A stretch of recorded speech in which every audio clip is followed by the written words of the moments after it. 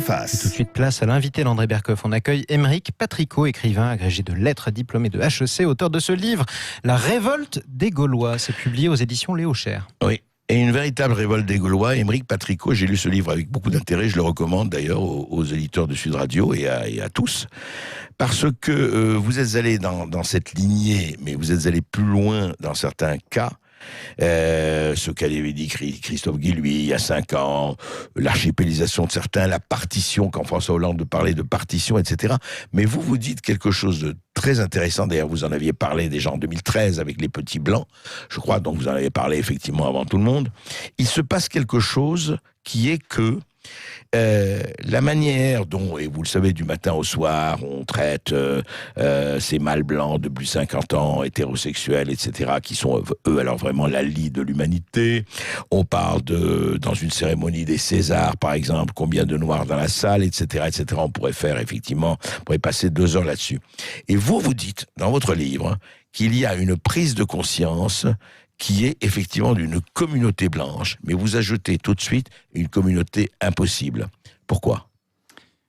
Alors, en fait, du livre, je pars du mot gaulois utilisé par Macron. Je trouve que les Gaulois réfractaires. Les fameux Gaulois réfractaires. Je trouve que c'est une expression qu'on n'a pas assez commentée.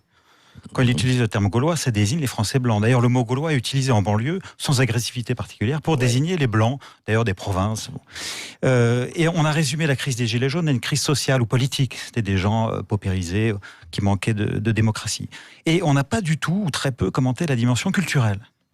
Et pour moi, dans l'esprit de Macron et d'une certaine élite politico-financière, même médiatique parisienne, la France est partagée en 3 pôles symboliques.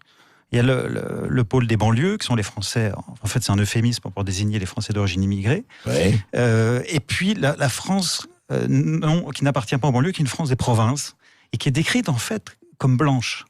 Ouais. Donc les Gaulois dont je parle se perçoivent pas forcément eux-mêmes comme blancs, mais ils sont blancs dans le regard de l'élite macronienne et dans le regard des banlieues. En fait, on les a traités de blancs. Oui, c'est ça. On les traite de blancs. Donc c'est pas eux-mêmes prennent conscience de ça petit à petit, à force d'être stigmatisés. Donc j'estime qu'il y a une stigmatisation en termes de couleur de peau ou en tout cas de culture. Bon.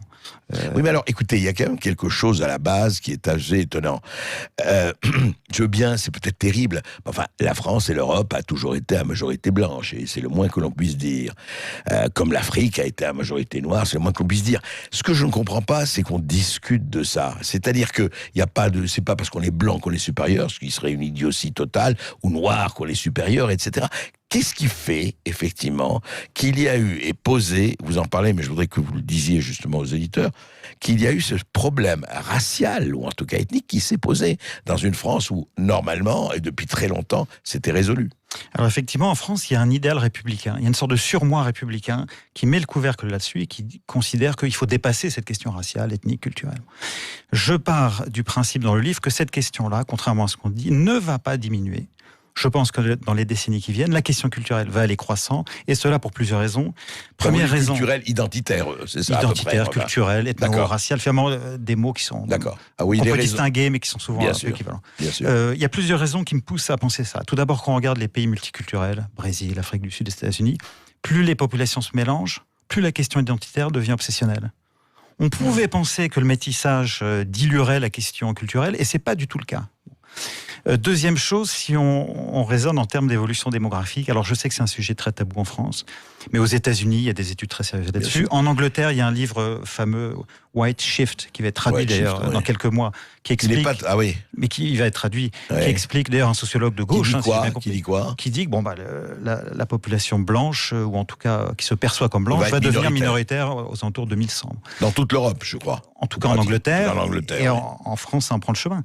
Alors je dis pas du tout ça pour regretter le phénomène, mais je dis que forcément cette question-là va se poser un jour ou un autre. Et puis la posture républicaine à laquelle j'appartiens finalement encore un peu, qui consiste à dire il faut essayer de dépasser tout ça, est très clairement fragilisée aujourd'hui. Pourquoi ? Parce qu'on l'accuse de rester aveugle aux races et donc au phénomène de racisme. Les républicains sont attaqués sur cette question-là.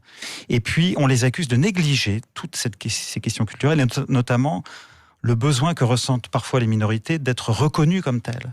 Alors ça, c'est une réflexion qui date Ça fait plusieurs décennies maintenant que les Américains ont développé une vraie philosophie là-dessus. Bien sûr, le genre, la déconstruction. Voilà, et etc. puis le multiculturalisme. Bon. Bien sûr. Et il y a un philosophe anglo-saxon très célèbre qui s'appelle Charles Taylor qui considère que le moi, le sujet, se construit aussi dans le regard d'autrui. Et l'individu ne peut pas se construire s'il a une image dégradée en tant qu'il appartient à un groupe. D'autrui. Bon, et c'est la gauche qui a amené ce thème-là en société, dans les débats. La gauche diversitaire, comme certains l'appellent, considère qu'on doit tenir compte du fait que les individus appartiennent à des groupes constitués. Donc en fait, le thème des cultures a été réintroduit depuis les années 70 par la gauche. On va en reparler après ceci. Face. Et nous continuons notre conversation avec Aymeric Patricot et son livre passionnant, La révolte des Gaulois. Et oui, ils ne sont pas que réfractaires, ils sont aussi révolutionnaires. C'est paru aux éditions Léo Cher. Alors, Aymeric Patricot, vous êtes agrégé de lettres, on l'a dit, vous êtes écrivain et essayiste, et vous étiez professeur dans le 93. Et au moment où Macron a été élu, vous avez voulu prendre le maquis. Je plaisante. Et donc, vous êtes allé à Épernay-en-Champagne, qui n'est pas effectivement la plus laide des villes, loin s'en faut. Qu'est-ce que vous avez constaté, effectivement, par rapport à justement ces mutations sociologiques, identitaires et autres que vous étudiez?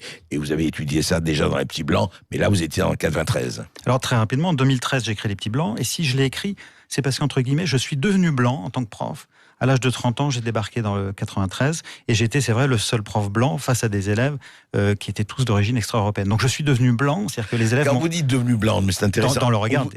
On vous a fait prendre conscience que vous étiez blanc. J'ai pris conscience que les questions blanches existaient. Et d'ailleurs, j'ai écrit Les Petits Blancs pour ça, c'est que j'avais identifié un personnage qui était justement le blanc qui rase un peu les murs parce qu'il est en minorité. Et, voilà. Et celui-là, personne n'en parlait. Alors j'avais écrit le livre, non pas pour le défendre, mais pour dire qu'il y avait ce personnage-là. Voilà. Quelques années plus tard, un an avant l'élection de Macron, j'habitais dans le 20e à Paris, je quitte le 20e pour m'installer dans une petite ville de Champagne, Épernay, 20 000 habitants. Et c'est vrai que d'emblée, j'ai senti dès les premières semaines du quinquennat, les premiers mois, qu'il y avait un énorme problème de fracture entre la posture présidentielle et le gouvernement, et Paris en général, et puis les campagnes, la petite ruralité, les petites villes. Vous l'avez senti tout de suite d'emblée, oui. C'est monté en puissance, et tout s'est cristallisé selon moi à l'été 2018. J'ai senti un vent... L'été 2018, pourquoi ? Oui.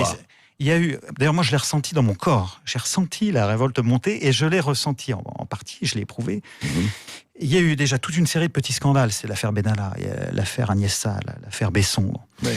Il y a eu aussi tout le système des petites phrases méprisantes qui, on peut y revenir, ne s'adressait en fait qu'à une partie de la population française. Et puis un autre système de petites phrases qui était en revanche très complice vis-à-vis des puissants, mais aussi d'une France métissée qui était décrite comme l'avenir de la France. D'ailleurs, Macron a parfaitement le droit de le penser. Bon. Mais dans son système de discours, il y avait ces deux France qui l'opposaient. Nous avons une France un peu archaïque, un peu perdue. La France métissée, multiculturelle, du vivre ensemble. Et d'ailleurs, j'ai rien contre cette France, c'est très bien. Et pour caricaturer la France des ploucs, etc. C'était vraiment ça. Bon. Et j'ai senti la détestation monter. Donc quand après les Gilets jaunes sont arrivés en novembre, ça m'a pas étonné. La seule chose qui m'étonnait, c'est que ça prenne cette forme d'insurrection, parce que c'est bien une insurrection. En 2013, j'avais fait le portrait de certains paysans qui me disaient « Ah, monsieur Patricot, nous, personne nous écoute puisqu'on brûle rien. Et puis on est isolé, on fait pas beaucoup d'enfants, on est un peu vieillissant, donc bon... » Donc j'avais perçu cette désespérance par rapport à Paris, et j'étais surpris que les gens prennent les armes quasiment.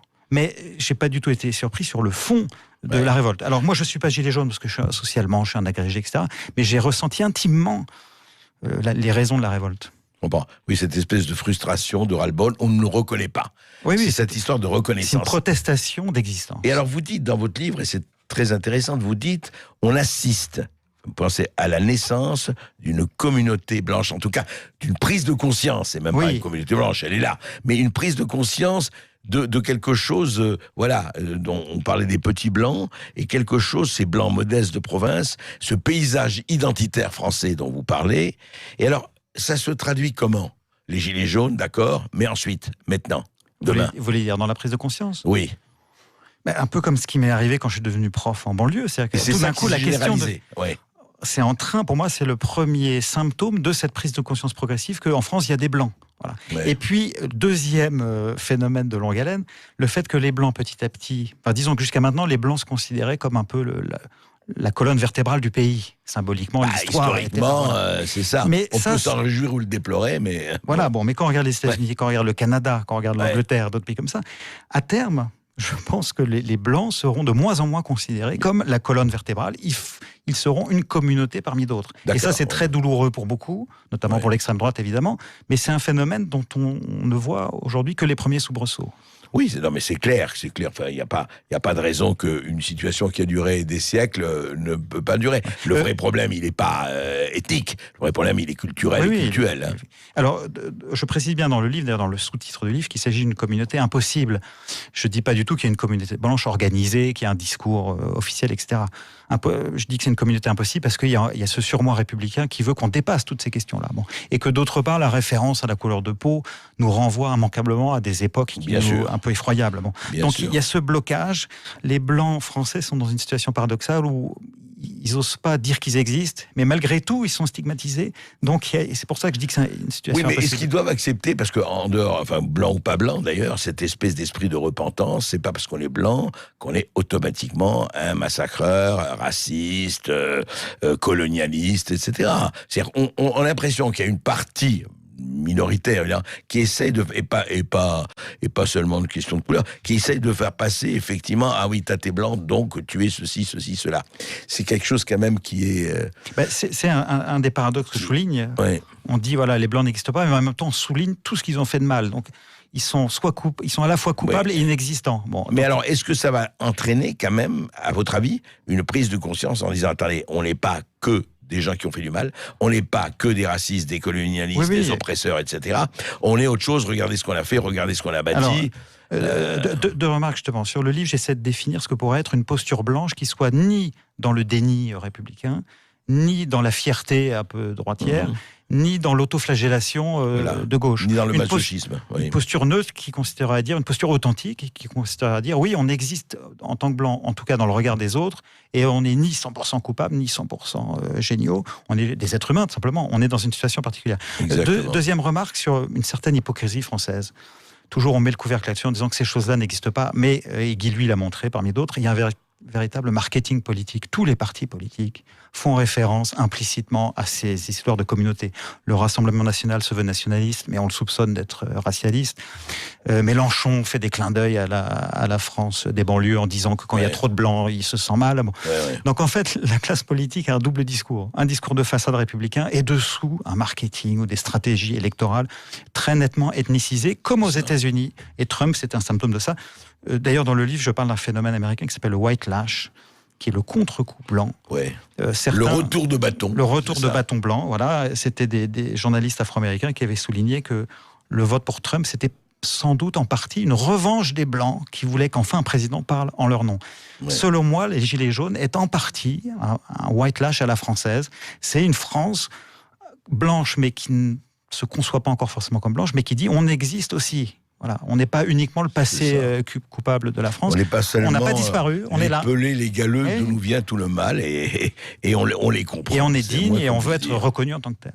Merci Émeric Patricot. Et je rappelle que vous êtes l'auteur de ce livre, La révolte des Gaulois, publié aux éditions Léo Cher. Vous restez avec nous sur Sud Radio dans quelques instants, juste après les informations. André Berkoff revient en compagnie de son invité. Vous nous appelez 0826 300 300 et on vous donne la parole. À tout de suite sur Sud Radio. Et oui, nous parlons effectivement d'identité, nous parlons du coronavirus. Et nous avons parlé avec Émeric Patricot, ces Gaulois. Alors, qui sont ces Gaulois? Est-ce qu'ils sont des gens à effectivement peut-être aller en camp de rétention, les parquer un tout petit peu, ou au contraire, il faut les traiter comme tout le monde? Moi, ça ne me gênera jamais que demain, en France, il y ait un président de la République noire, ou qu'il y ait une femme présidente. Qu'est-ce que ça veut dire? Ça ne veut rien dire. Le mérite d'abord. C'est ça, la République. Et maintenant, on attend les auditeurs de Sud Radio. Je rappelle qu'on est toujours avec notre invité Émeric Patricot, qui est donc l'auteur de ce livre, La révolte des Gaulois. C'est publié aux éditions Léo Cher. 0826 300 300. On part dans l'Hérault tout de suite et on accueille Jean-Louis sur Sud Radio. Bonjour Jean-Louis. Oui, bonjour Monsieur Berkoff. Voilà, je vous écoutais. Donc, je suis un vigneron retraité. Oui. Et je suis tout à fait en accord avec votre regard sur la mondialisation. Alors, un petit conseil. Oui. Faites venir sur vos ondes le président de l'UPR, François Asselineau. Oui. Il vous expliquera comment il appréhende les directives de l'Union européenne à travers les grandes orientations politiques européennes qui dirigent notre vie au quotidien. Il s'évente depuis 2007 à expliquer nos problèmes, et cela sans le concours des grands médias français. Jean-Louis, je vous promets, on invitera Asselineau, mais juste vous, alors en dehors de l'UPR et d'Asselineau, vous, en tant que Jean-Louis Vigneron, vous me dites, il faut parler de la mondialisation. Je veux pas de théorie, là, en pratique, vous, en quoi vous êtes victime de la mondialisation ? Écoutez, on est les agriculteurs depuis 1950 dans la communauté européenne et dans le marché commun.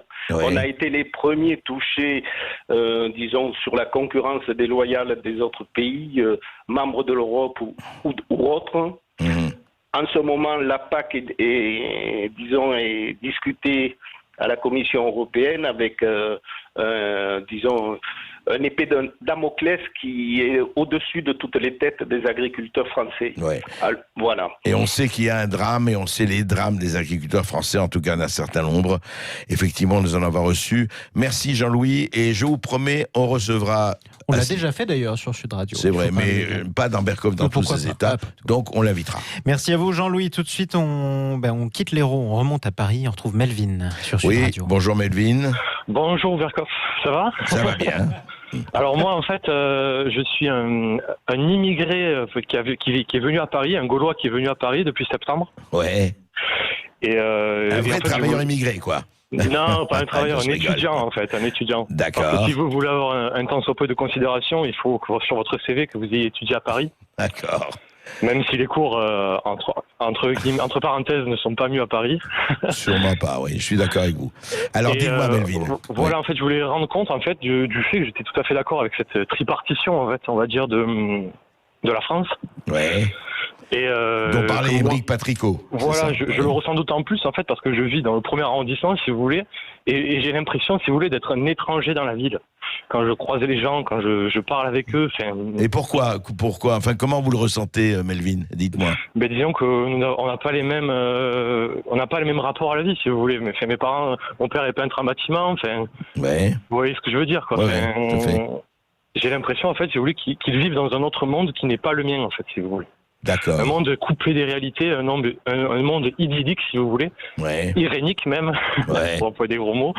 Et voilà, en fait, j'étais tout à fait d'accord avec ce monsieur, même si moi, je pense qu'il ne faut pas avoir un regard, une position statique vis-à-vis de ça, qu'il faudrait quand même essayer de changer les choses, on va dire.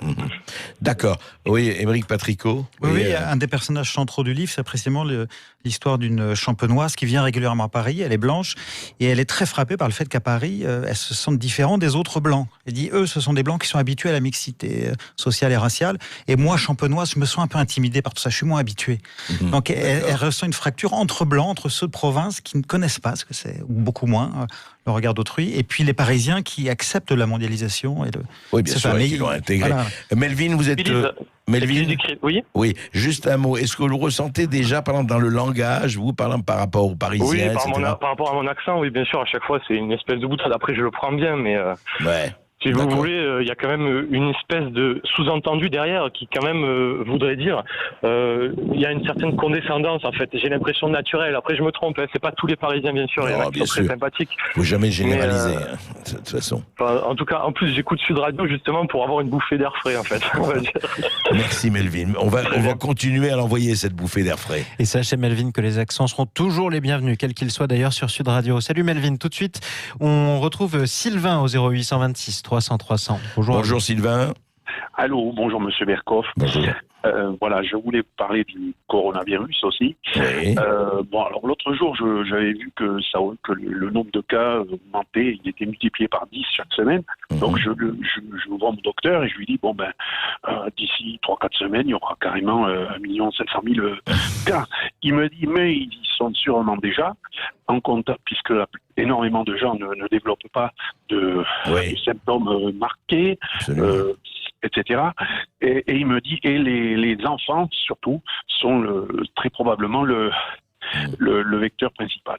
Donc ça, c'est ce qu'il m'a dit. Et ensuite, j'ai vu des reportages à la télé. On voit les Japonais qui sont couverts de masques. Ils ont tous des masques. Alors ici, on nous disait, ah oui, mais les masques, ça n'empêche pas ça ne permet pas d'éviter de l'attraper. Oui, mais ça permet justement à tous ces porteurs sains de ne pas contaminer les autres. Contaminer les autres. Ouais. Et on voit le Japon, ils sont 100 millions d'habitants, ils ont 3 fois moins de cas qu'en France. Et en Chine, il était interdit de sortir dans la rue sans masque. Oui, il y a eu un confinement généralisé très fort en Chine. Ils sont 1,5 milliard, donc il y a eu des millions de personnes qui ont été confinées. Exactement. Mais on voyait aussi qu'il était interdit de descendre sans masque. Oui. Ce que vous dites, donc, Sylvain, en fait, c'est que vous avez l'impression que chez nous, on ne prend pas les précautions assez fortes, les précautions qui s'imposent pour vous. Mais évidemment, puisque le problème, c'est les porteurs sains, c'est eux qui diffusent la maladie. Et donc, la seule façon de s'en protéger, c'est les masques. Puisque le porteur sain, il ne sait pas qu'il est malade, mais il va rendre malade des gens. Et c'est très grave pour les personnes âgées. Bien sûr. Non, c'est un vrai problème. Vous savez, on en a parlé beaucoup des stocks. Il n'y a pas de stock. Enfin, on est en train d'en fabriquer en grande vitesse, mais ça va prendre du temps. Et même, comme vous le savez, les médecins généralistes qui sont du matin au soir en contact avec des malades potentiels ou des patients, eh bien, eux-mêmes ne sont pas équipés. Et c'est un véritable problème, absolument. Bon, mais merci à vous. Sylvain, 0826 300 300. On trouve Laurent sur Sud Radio. On part à Montpellier. Laurent, bonjour. Bonjour André, bonjour à tous. Donc, je voulais vous parler aujourd'hui du virus et de l'économie. Oui. Je donne mon avis bien sûr, mais enfin ça paraît aussi logique.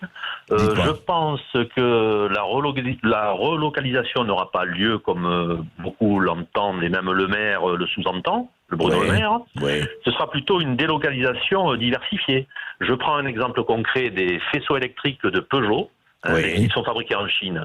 Donc en ce moment, ils ne sont pas approvisionnés pour assembler les véhicules. Eh bien, ils vont continuer à les faire fabriquer en Chine, c'est sûr, parce que le coût est intéressant, et sûrement ailleurs. C'est ça qui va se passer. Vous voulez dire que la délocalisation va s'étendre et va se diversifier, c'est ça. Mais il n'y aura pas, même, je dis pas du jour au lendemain, c'est pas possible. Mais vous ne pensez pas, Laurent, qu'il pourrait y avoir un retour en France en partie, bien sûr. Il n'est pas question de tout relocaliser, mais il peut pas y avoir quand même des choses que nous avons laissées partir, ou en tout cas que nous ne travaillons plus. Est-ce qu'il peut pas y avoir des produits ou des industries ou des fabriques qui reviennent? Pas grand-chose. Peut-être ce qui paraît stratégique aux yeux de certains ne l'est pas aux yeux de d'autres. Les médicaments, certains médicaments peut-être peuvent être un peu plus accélérés en France, mais pour ce qui est de l'industrie manufacturière en général, non. Il y en aura peut-être. Qu'est-ce que nous avons de délocalisé en Amérique du Sud? Peut-être pas grand-chose. C'est peut-être là-bas que ça va se passer maintenant, vous voyez? Un peu en Chine, un peu en Amérique du Sud, un peu en Europe, un peu en Afrique. En Inde, etc. Partout. Et quand il y aura un problème... Parce que dans l'histoire de l'humanité, après un événement catastrophique, que ce soit guerre, épidémie ou pandémie, ça repart de plus belle. Ça ne repart pas en marche arrière. Jamais ce n'est reparti en marche arrière. Non, c'est clair. C'est clair, mais on peut prévoir quand même qu'en Europe, en tout cas en France en particulier, on peut espérer. Mais ça, on n'en sait rien, effectivement. Et moi moins que tout le monde, on ne sait pas, mais on peut espérer qu'il y ait quand même un certain nombre d'industries, honnêtement, qui reviennent. Vous savez, moi, je me souviens toujours d'une photo dans un magazine, je ne sais plus quel magazine, il y a une dizaine d'années. Ils avaient fait poser une famille et leurs enfants dans leur intérieur, dans leur salon, etc. Ils étaient là, famille, je crois, père, mère et 3 enfants. Et il leur a dit, maintenant, vous allez enlever tout ce qui n'est pas fabriqué en France. Eh bien, la même photo, le même appartement, ils étaient en culotte. Voilà, effectivement, les ordinateurs, etc., tout était parti. Merci, Laurent. Et je voudrais revenir avec vous, Aymeric Patricot, est-ce que vous pensez que ce que vous décrivez dans cette révolte des Gaulois, dans cette espèce de prise de conscience, dans cette espèce de peur, mais même, je veux dire, de prendre des précautions en disant attention, je ne vais pas aller vers un racialisme quelconque, alors que de l'autre côté, vous savez, les indigènes et autres, les indigénisés, ils ont une théorie racialiste très très forte. Mais comment ça peut se traduire en politique. Disons en politique, je parle au nom des mouvements, de partis, de rassemblements et autres. Alors, moi, j'aime bien faire référence à la première campagne d'Obama. Obama avait eu la grande intelligence de représenter effectivement les Afro-Américains, mais il avait bien compris que pour être élu, il ne pouvait pas représenter qu'une minorité. Donc il avait un discours très inclusif qui consistait à tenir compte des minorités, mais y compris les minorités blanches. Il disait les Afro-Américains ont des raisons d'être en colère, mais l'ouvrier blanc aussi est mécontent, parce que son job est délocalisé. Vous voulez dire, Donc, il segmentait mais avec tout le monde, quoi. Exactement, il tenait C'est compte ça. de tout le monde, c'était sa grande intelligence. Et je pense que l'avenir est sans doute à ça, à des discours politiques qui tiennent compte de la diversité, mais de toutes les diversités. Et finalement, les Blancs font partie de la diversité. C'est encore un autre paradoxe de l'époque. On adore le mot diversité, mais on se crispe dès qu'il s'agit de la décrire. Alors moi, je fais partie de ceux qui disent, assumons la diversité, décrivons. Tout le monde n'a pas la même histoire, tout le monde n'a pas le même ressenti par rapport à un pouvoir central, etc. Donc pour moi, l'avenir passe. Et puis celui qui emportera la mise, c'est celui qui sera conscient de ça. La diversité et la dignité pour tout le monde. Alors moi, je vais vous dire, ce qui me gêne dans une argumentation pareille, c'est que vous assignez tout le monde à résidence et tout le monde cherche à assigner tout le monde à résidence. C'est-à-dire, le noir, il va rester noir. Non. Alors, dans le livre, noirs qui n'ont aucune envie de cela. Ouais. Dans le livre, je théorise ce que j'appelle le libéralisme identitaire. Et je pense qu'on est dans un régime de libéralisme identitaire. Libéralisme parce qu'on garantit justement que les individus soient libres. Personne n'est assigné. Tout le monde a le droit de ne pas faire référence aux cultures ou de faire référence aux cultures. Quelques régimes qui viennent. Et un Breton peut parfaitement dire « je ne me sens pas breton » et compagnie. Il ne s'agit pas du tout d'assigner les gens. Il s'agit en revanche de les autoriser à s'affilier à des groupes et d'être reconnus comme tels. C'est ce qu'on appelle d'ailleurs les libertés négatives. Une liberté négative, c'est par exemple le droit de ne pas être discriminé. Donc tout ce que je dis, c'est pas du tout d'assigner les gens des identités, c'est de faire attention à ce que la classe politique ne méprise pas tel ou tel groupe. Voilà, c'est tout ce que je dis. Mais moi, je suis un libéral, je suis un démocrate, un libéral. Le but du système, c'est de laisser les gens libres. Enfin, les droits individuels en termes de... Oui, absolument. Sauf que, effectivement, ce dont on peut déplorer pour le moment, c'est que ce sont les identités qui se raidissent, disons. Pourquoi une identité serait forcément raidie ? On peut imaginer que des gens appartiennent à plusieurs identités. Pourquoi accoler toujours des mots négatifs à ce genre de choses ? Je pense à Édouard Glissant, le grand poète martiniquais, qui lui aimait le mot d'identité, mais c'est des identités mouvantes, qui se regardent les unes les autres. Ouvertes. Voilà. Merci Aymeric Patricot. Merci à vous. Et je rappelle que vous êtes l'auteur de ce livre, La révolte des Gaulois. C'est publié aux éditions Léo Cher. Merci d'être intervenu sur Sud Radio. Merci André Berkoff. À demain. Est-ce que vous sauriez ce que vous feriez si la fin du monde arrivait dans 10 minutes ? Vous savez pas ? On verra. On verra avec Jacques Pessis dans Les Clés d'une vie qui reçoit le chanteur Kali aujourd'hui sur Sud Radio. C'est pour Les Clés d'une vie. Bonne journée à vous sur Sud Radio.